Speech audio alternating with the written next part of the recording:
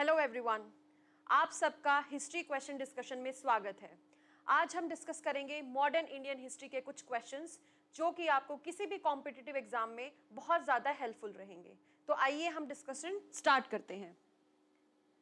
हमारा पहला क्वेश्चन है, who amongst the following was related to the blue water policy which aimed to make European power as the master of Indian ocean. ये question आपका relate करता है आपका advent of European से, and this is about blue water policy कि blue water policy किसने, इन सभी चारों ऑप्शंस में से किसने आपकी ब्लू वाटर पॉलिसी स्टार्ट करी थी। हाँ जी, तो इसका आंसर फटाफट लिख लीजिए आप अपने अपने दिमाग में। ठीक है, इसका आंसर अब हम देखेंगे।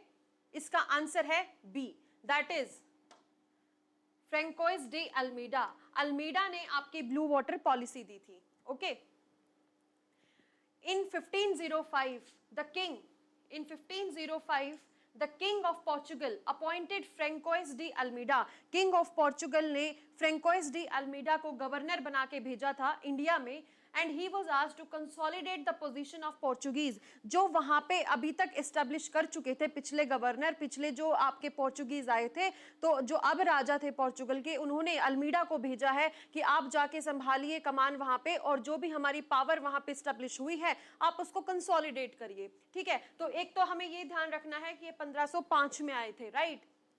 अल्मीडा का विजन क्या था, उनका क्या नजरिया था, उन्होंने आके इंडियन ओशन पे मास्टरी हासिल करनी थी, और जो इस मिशन का नाम उन्होंने दिया था that is blue water policy. Okay, next question है आपका, consider the following statement with reference to Portuguese rule in India. ये भी आपका एडवेंट ऑफ यूरोपियन से रिलेटेड है। Portuguese was the first European power who started slave trade in India. क्या ये first power थी जिन्होंने स्लेव ट्रेड शुरू करी। और सेकंड है, Mughal emperor Akbar ordered the Bengal governor to take action against Portuguese. क्या अकबर ने इनको एक्शन, इस जो स्लेव ट्रेड कर रहे थे इसके अगेंस्ट आपका काम किया था, इसके अगेंस्ट बंगाल के गवर्नर को आपकी कमांड दी थी कि आप इस स्लेव ट्रेड को रोकिए। ठीक है, आंसर देखते हैं अब इसका हम। Answer is a, that is only one. ठीक है, सिर्फ ये वाला आपका स्टेटमेंट सही है, ये वाला आपका स्टेटमेंट गलत है। यहां पे गलत क्यों हो जाता है, देखो टाइमलाइन हिस्ट्री में बहुत ज्यादा इंपॉर्टेंट है, आप सबको पता है। ठीक है, तो जैसे आपका मुगल एम्परर है यहाँ पे, ठीक है, उसमें अकबर, क्या अकबर पोर्चुगीज के टाइम पे था? नहीं, यहाँ पे आपका आ जाएगा शाहजहां। शाहजहां की बीवी थी मुमताज। ठीक है, उनकी कोई जो नौकर थी, उनकी जो हेल्पर थी, उनको पोर्चुगीज ने स्लेव गर्ल्स बना लिया था। ठीक है, तो फिर उन्होंने, शाहजहां ने बंगाल के गवर्नर को ऑर्डर दिया था कि आप इस जो भी सिचुएशन जो भी पैदा हुई है आप उसको सही कीजिए।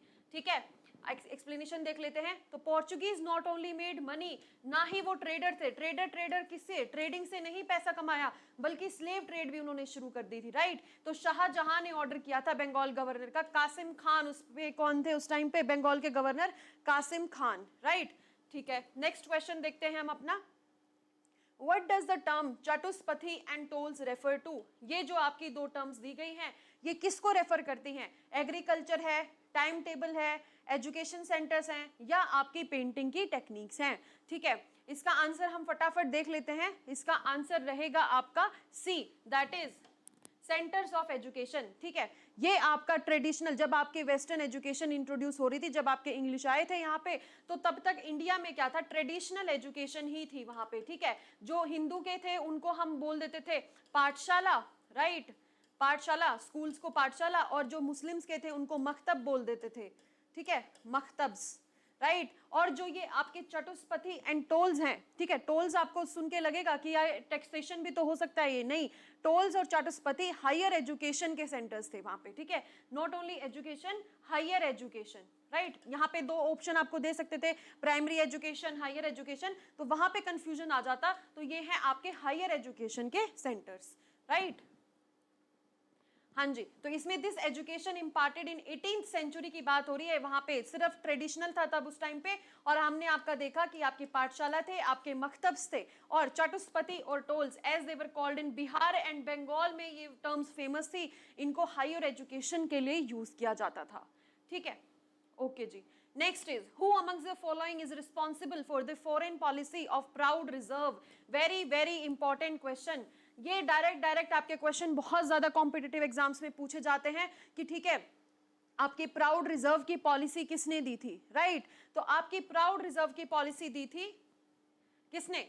लॉर्ड लिटन ने, राइट? लॉर्ड लिटन ने आपकी प्राउड पॉलिसी की, आपकी प्राउड रिजर्व की पॉलिसी बनाई थी, ठीक है? ये किससे रिलेटेड थे? ये मेजरली आप बोल सकते हैं ये आपके जो फ्रंटियर्स है, फ्रंटियर मतलब जो आपकी बाउंड्री है, एक तो होती है स्टेट बाउंड्री, ठीक है, आपके इंडिया में जैसे राजस्थान की, यूपी की, ठीक है, और आपकी दिल्ली की, हरियाणा की, पंजाब की, ये बाउंड्री मैच होती है, इसको हम बोल देंगे बाउंड्री, स्टेट बाउंड्री। लेकिन जो इंटरनेशनल बाउंड्री होती है उसको हम फ्रंटियर बोल देते हैं, ठीक है? तो आपका जो लिटन का जो पॉलिसी था, ठीक है, तो उनका क्या पॉलिसी था कि हम प्राउड रिजर्व बनाएंगे। प्राउड रिजर्व में क्या आता है आपका? साइंटिफिक फ्रंटियर्स होंगे। साइंटिफिक फ्रंटियर्स मतलब वहां पे एक प्रॉपर स्ट्रैटेजिक वे में हम आर्मी को रखेंगे वहां पे, ताकि कभी भी आने वाले टाइम में अगर कोई भी मिस हैपनिंग हो या मिस एडवेंचर करे कोई फॉरेनर्स, तो हम उस टाइम पे रेडी रहें, ठीक है? ये मेजरली आपके स्ट्रैटेजिक फ्रंटियर से रिलेटेड था, राइट? एक्सप्लेनेशन देख लेते हैं। Lytton became the Viceroy of India in 1876. Timeline is very important. He started a new foreign policy of proud reserve, which was aimed at having a scientific frontier and safeguarding the spheres of influence. जहां पे आप influence डाल सकते हैं अपने neighbors पे, वहां पे इन्होंने proud reserve की पॉलिसी चलाई थी। Okay, next is what does the term Dastak refer to? Dastak का क्या मतलब है? दस्तक, ठीक है, दस्तक का मतलब क्या है आपका? यहाँ पे आपका आंसर क्या रहेगा? ए, मतलब it was a trade permit. अब देखो यहाँ पे आपको, चलो मान लो ये रॉयल डिक्री तो आपको नहीं ध्यान में आएगा कि नहीं ये तो नहीं होगा, लेकिन जो ये टैक्सेशन सिस्टम है आपको चलो ये याद रहेगा कि ये ट्रेड से रिलेटेड था, ठीक है? बाय चांस आप एग्जाम में आप कंफ्यूज हो सकते हैं कि ये ट्रेड परमिट था या टैक्सेशन सिस्टम था, ट्रेड पे ड्यूटी थी ये, ठीक है? तो यहाँ पे कंफ्यूज होना नहीं है, यहाँ पे आपको रखना है ट्रेड परमिट, ठीक है? तो आप कोई भी आप अपना पर्चा लेके जाएंगे, दस्तक इसको बोल रहे हैं, आप वहां पे दस्तक लेके गए हुए हैं और आप वहां पे दस्तक देंगे किसी के दरवाजे पे, तो आपको फ्री एंट्री मिल जाएगी, राइट? ट्रेड परमिट की आपको परमिट दिया जाता है, यहाँ पे आप ट्रेड कर लो, इस तरीके से आप याद रख सकते हैं, राइट? तो इसका आंसर क्या हो गया आपका? ए। जो आपका ये है इररिवोकेबल रॉयल डिग्री, ठीक है, इसको हम बोलते हैं फरमान, ठीक है? और जो ये लास्ट ऑप्शन है, it was an order issued by higher authorities to his subordinate during the Mughal period, इसका नाम होता था परवाना, ठीक है? तो कंफ्यूज नहीं होना है, आपका जो ट्रेड परमिट है उसका ही मतलब क्या है? दस्तक, ठीक है? ठीक है जी, okay, thank you and have a nice day.